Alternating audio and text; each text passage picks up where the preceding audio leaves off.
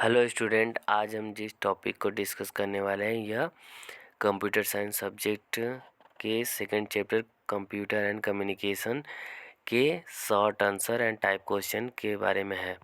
हम यहाँ कई सारे क्वेश्चन को डिस्कस करेंगे जो कि 4 नंबर का होता है। यह एग्ज़ाम में 4 नंबर का पूछा जाता है, तो हम इसके बारे में डिस्कस करेंगे। फर्स्ट क्वेश्चन है डिफाइन टीसीपी एंड आईपी। हम यहाँ आईपी और टीसीपी यानी टीसीपी आईपी प्रोटोकॉल के बारे में अच्छे से डिस्कस करेंगे। आंसर है the internet is a packet switching network. Data is transmitted by a converting it into packets. This work is done by the set of rules or standard designed to enable a computer to connect to one computer and to exchange information known as a protocol. TCP/IP is the only protocol is used to send data all around the internet. जैसा कि यहाँ बताया जा रहा है कि internet is a packet switching network. Internet एक packet switching network होता है। पैकेट स्विचिंग का मतलब ये होता है कि इंफॉर्मेशन को एक स्थान से दूसरे स्थान तक स्विच करना, यानी शेयर करना या रिसीव करना, सेंड करना, ये सारे स्विचिंग के अंतर्गत आते हैं, यानी पैकेट स्विचिंग के अंतर्गत। डेटा को यह ट्रांसमिट करने से पहले कन्वर्ट कर देता है पैकेट्स में, यानी टीसीपी का वर्क होता है इंफॉर्मेशन को ब्रेक करके छोटे छोटे पैकेट्स में तोड़ना, जो कि जिसकी वजह से डेटा आसानी से ट्रैवल कर सके नेटवर्क पे। जैसा कि यहाँ बताया जा रहा है कि प्रोटोकॉल को एक स्पेशल टास्क के लिए डिज़ाइन किया जाता है जो कि नेटवर्क पे वर्क करता है, और जब भी हम किसी इंफॉर्मेशन को एक स्थान से दूसरे स्थान तक एक्सचेंज करते हैं तो प्रोटोकॉल का पूरा वर्क होता है। इसमें दिए गए सारी गाइडलाइंस को फॉलो करने के बाद ही सेंडर द्वारा किसी इंफॉर्मेशन को ट्रांसमिट किया जाता है, अन्यथा यह पॉसिबल नहीं हो सकता है।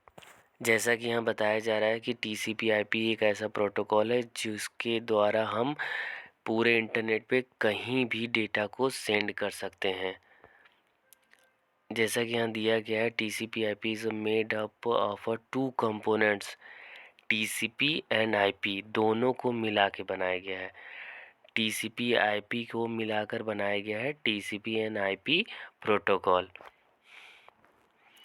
जैसा कि यहाँ दिया है TCP transmission control protocol. TCP break up the data to be sent into packets. It guarantees that any data sent to the destination computer reaches it. TCP guarantee देता है कि जिस भी डेटा को आप सेंड कर रहे हैं वह अपने डेस्टिनेशन तक कंफर्म 100% श्योरिटी के साथ वहां पहुंच जाएगा। TCP का वर्क होता है किसी भी डेटा को ब्रेक करके पैकेट्स में कन्वर्ट करना और उसे उसके डेस्टिनेशन तक पहुंचाना। और IP is a set of the conventions use for routing packets from one host to another host. It is responsible for the routing the packets to a desired destination IP addresses. IP का work होता है, यानी internet protocol का work होता है कि यह किसी भी डेटा या इंफॉर्मेशन जो कि TCP के द्वारा ब्रेक किए जाते हैं उन पैकेट्स को एक स्थान से दूसरे स्थान तक पहुंचाना, यानी कि यह रूट डिफाइन करता है। IP का वर्क इतना होता है कि वह डेस्टिनेशन तक के रूट को डिफाइन करता है और खोजता है, और उसके बाद उसी पाथ या रूट के हिसाब से डेटा को ट्रैवल कराता है पैकेट्स के फॉर्म में। अगला क्वेश्चन है define different type of verbal communication. Verbal communication से यहाँ मतलब है वॉइस कम्युनिकेशन। आंसर में verbal communication when any data और information is transferred verbally from one place to another place, it is known as the verbal communication, such as the communication between two person on the telephone. जैसा कि यहाँ बताया जा रहा है कि verbal communication तभी इस्टेब्लिश होता है या इन्फॉर्मेशन तभी इस्टेब्लिश होता है जब दो लोग अलग अलग प्लेस पे हों और उनके बीच एक कम्युनिकेशन इस्टेब्लिश किया जाए, वो भी टेलीफोन के माध्यम से, और उसमें हम वॉइस के द्वारा बात करें। वॉइस को ही वर्बल का नाम दिया गया है। यानी जब भी हम वॉइस इन्फॉर्मेशन को सेंड करते हैं एक स्थान से दूसरे स्थान तक, तब वहाँ पे हम वर्बल कम्युनिकेशन को इस्टेब्लिश करते हैं। तो यानी कि आपको ये समझना होगा कि वर्बल कम्युनिकेशन अगर पूछा जाए तो हम वॉइस कम्युनिकेशन के बारे में ही पूरी डिटेल दे सकते हैं। Different types of verbal communications are, यहाँ पे कुछ अलग अलग तरीके के वर्बल कम्युनिकेशन के टाइप्स दिए गए हैं कि कैसे कैसे हम इस्टेब्लिश करते हैं। पहला, phone. With the help of telephone, telephone के हेल्प के से भी वर्बल कम्युनिकेशन को हम पॉसिबल कर सकते हैं। अलग अलग दूरी पे दो यूज़रों के बीच यानी सेंडर एंड रिसीवर के बीच भी टेलीफोन के माध्यम से वर्बल सिस्टम वर्क करता है। यानी वर्बल कम्युनिकेशन हम इस्टेब्लिश करते हैं जो कि थ्रू द वायर, यानी उसका मीडियम वायर होगा जिसके माध्यम से हम वर्बल कम्युनिकेशन को इस्टेब्लिश करेंगे। दूसरा है इंटरकॉम। जो इंटरकॉम है इसमें दिया it is just like a telephone technology, यानी यह टेक्नोलॉजी टेलीफोन की ही होती है, बट यह ज़्यादा डिस्टेंस के लिए नहीं होती। यह कुछ बिल्डिंग के लिए रहती है या कुछ कैंपस के लिए, यानी एक कैंपस के लिए हो गई या बिल्डिंग के लिए हो गई, बस इतना ही यूज़ कर सकते हैं। यह दो लोगों के बीच में कम्युनिकेशन इस्टेब्लिश करती है जो कि वॉइस के थ्रू होती है, यानी वॉइस कम्युनिकेशन इस्टेब्लिश करती है, यानी वर्बल कम्युनिकेशन इस्टेब्लिश करती है। बट यह लिमिट इसका होता है एक कैंपस या एक बिल्डिंग, इससे ज़्यादा यह डिस्टेंस पॉसिबल नहीं है इसमें। अगला है mobile. It is the modern technology, यानी यह मॉडर्न टेक्नोलॉजी है। आप जानते ही हैं कि इससे प्रेजेंट टाइम हम जिस टेक्नोलॉजी का यूज़ करते हैं मोबाइल, वो सबसे बेस्ट टेक्नोलॉजी है। इसके माध्यम से ऑल ओवर पूरी दुनिया में हम कहीं भी वर्बल कम्युनिकेशन को इस्टेब्लिश कर सकते हैं बिना किसी प्रॉब्लम के। जैसा कि यहाँ दिया गया है, it is the modern technology of a telephone system, यानी टेलीफोन सिस्टम का मॉडर्न टेक्नोलॉजी को हम यहाँ यूज़ किए हैं। In this we can also the converse with each other, but the medium in this is magnetic wave through the air। यहाँ पे जिस मीडियम का यूज़ किया गया है वो मैग्नेटिक वेव होता है जो एयर यानी हवा के थ्रू ट्रैवल करता है एक स्थान तक दूसरे स्थान तक। और मोबाइल में सबसे अच्छा व्यवस्था यानी क्वालिटीज़ होती हैं वर्बल कम्युनिकेशन को इस्टेब्लिश करने के लिए। अगला है चैटिंग थ्रू कंप्यूटर। कंप्यूटर के थ्रू भी हम चैटिंग करते हैं, वो भी वर्बल कम्युनिकेशन इस्टेब्लिश करता है। In this technology we can exchange our views and thoughts verbally by using a microphone. This medium in this technology is telephone. जैसे कि टेलीफोन के सिस्टम से हम करते हैं, उसी टेक्नोलॉजी का हम यहाँ यूज़ करते हैं और हम यहाँ माइक्रोफोन के द्वारा अपने विचार और अपने थॉट्स, अपने व्यू, ये सारी चीज़ों को हम सामने यानी रिसीवर को एक्सचेंज कर सकते हैं इन्फॉर्मेशन। वो भी वर्बल कम्युनिकेशन के अंतर्गत ही आएगा। हम अगले क्वेश्चन पे अब आते हैं। अगला क्वेश्चन है explain the ISO reference model. यह 2016 और 19 में पूछा गया। आंसर है an interconnected protocol for the computer to computer communication as the recommended by the International Standards Organization is gaining wide acceptance. It is an approach based on defining a number of distinct layers, each addressing itself to one aspect of linking. This is known as a ISO model for open system interconnection. It is a 7-layer architecture and defines a separate set of protocols for each layer। जैसा कि यहाँ बताया जा रहा है कि जो ISO reference model है यह वर्क करता है ओपन सिस्टम इंटरकनेक्शन के अंतर्गत। इसमें बताया जाएगा कि हर यहाँ इसमें 7 लेयर का उपयोग किया गया है। एक स्थान से दूसरे स्थान तक डेटा को भेजने के लिए हम यहाँ 7 लेयर का उपयोग करते हैं, जिसके माध्यम से हर लेयर में अलग अलग उसका वर्क होता है, जो कि अलग अलग प्रोटोकॉल को सपोर्ट करता है और वह एक स्थान से दूसरे स्थान तक डेटा को भेजने का वो काम करता है। जैसा कि इसमें बताया गया यह रेफरेंस मॉडल है, इसका उपयोग कभी किया नहीं गया, बट जिस हिसाब से डेटा को सेंड करना है इसमें अज्यूम किया गया है। एग्जैक्टली हम जिस मॉडल का हमेशा उपयोग करते हैं वह TCP/IP मॉडल है। हम हमेशा डेटा उसी के थ्रू इंटरनेट पे एक स्थान से दूसरे स्थान तक भेजते हैं। ISO रेफरेंस मॉडल का उपयोग हम कभी किए नहीं हैं, बस हम इसके बारे में जानते हैं कि इसका एग्जैक्टली उपयोग बस इसीलिए किया जाता है कि दो कंप्यूटरों के बीच हम एक नेटवर्क, एक कम्युनिकेशन स्किल को डेवलप करें या फिर एक दूसरे से कम्युनिकेट करें विथ सुटेबल प्रोटोकॉल्स के थ्रू, जिसके माध्यम से हम अपने इन्फॉर्मेशन को एक स्थान से दूसरे स्थान तक ट्रेवल कर सकते हैं या भेज सकते हैं, वो भी पैकेट्स के फॉर्म में। इसमें जितने भी 7 लेयर्स दिए गए हैं सबके बारे में अलग अलग डिफाइन किया गया है और वह अलग अलग प्रोटोकॉल्स को सपोर्ट करते हैं। अगला question, define satellite communication answer. Line of site required between satellite and earth.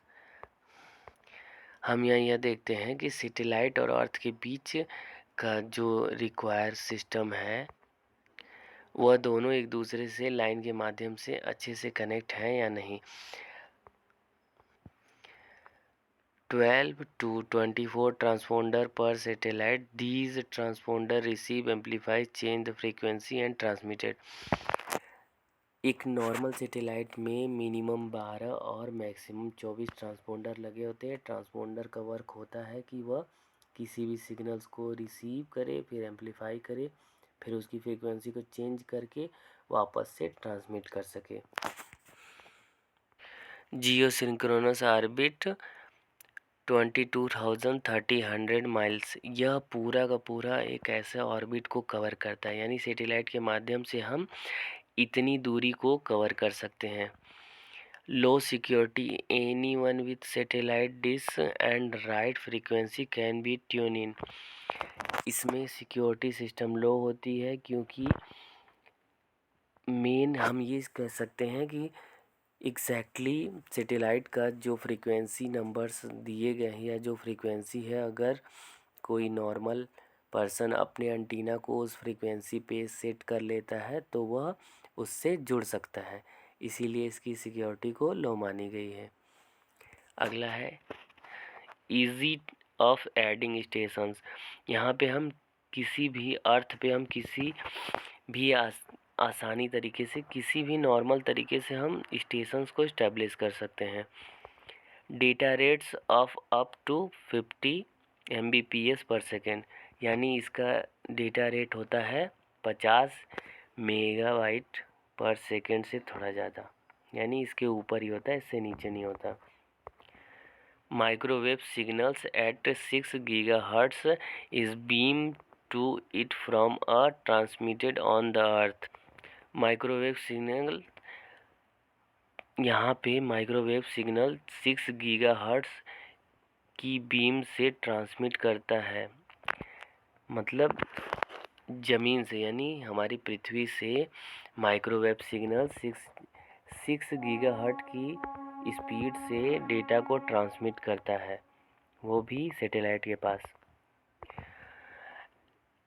It is amplified and retransmitted to the earth at 4 GHz by a system called a transponder mounted on the satellite to avoid interference।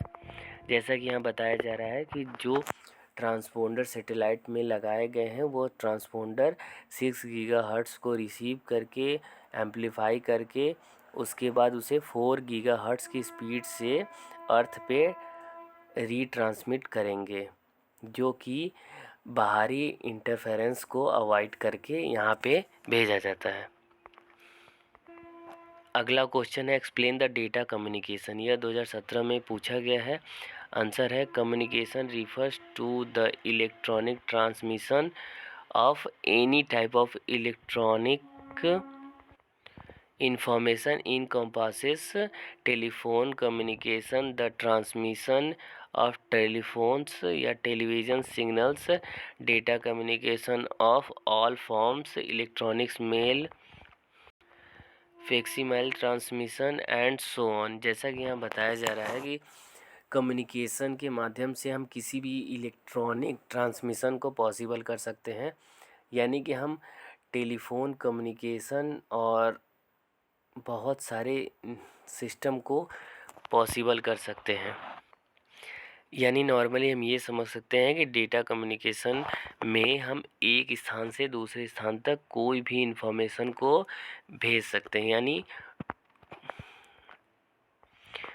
To और more than computer connected to each other, यानी दो या दो से अधिक computer जब एक दूसरे से कनेक्ट होके इंफॉर्मेशन को शेयर या एक्सचेंज करते हैं तो उस प्रोसीजर को हम यहाँ पे डेटा कम्युनिकेशन मानते हैं। जैसे कि इसमें दिया गया है transmission of a television signals.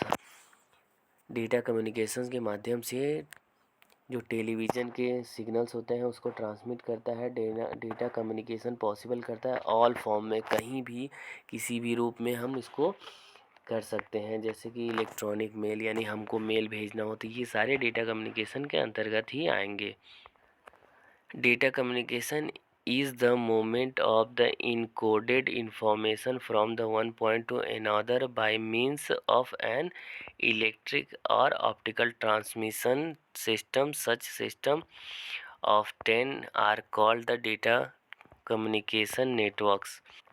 जैसा कि यहाँ बताया जा रहा है कि जब भी हम किसी भी इंफॉर्मेशन को एक स्थान से दूसरे स्थान तक भेजते हैं तो वह इनकोडेड फॉर्म में रहता है, यानी वह इनक्रिप्टेड फॉर्म में रहता है और इसको कोई भी समझ नहीं सकता है। और यह बताया जा रहा है कि यह इलेक्ट्रिक या ऑप्टिकल ट्रांसमिशन सिस्टम के अंतर्गत होता है। इस पूरी प्रक्रिया को हम डेटा कम्युनिकेशन नेटवर्क के रूप में जानते हैं या कहते हैं। जैसा कि हम लोग यहाँ जानते ही हैं कि दो या दो से अधिक कंप्यूटरों के बीच जब भी हम कम्युनिकेशन इस्टेब्लिश करते हैं तो उसे हम डेटा कम्युनिकेशन कहते हैं। और हम जब भी इंफॉर्मेशन को एक्सचेंज करते हैं तो वह इनकोडेड फॉर्म में रहता है, ऐसे फॉर्म जो कि नॉर्मल यूज़र को समझना पॉसिबल नहीं है। यह ओनली ऑन डेस्टिनेशन, यानी सेंडर द्वारा भेजे गए इंफॉर्मेशन को ओनली ऑन अंडरस्टैंड कर सकता है रिसीवर, उसके अलावा कोई भी इसे समझ नहीं सकता। आई होप आपको ये टॉपिक समझ में आया होगा। अगर नहीं समझ में आया तो एक बार फिर से सुन लीजिए। Thank you.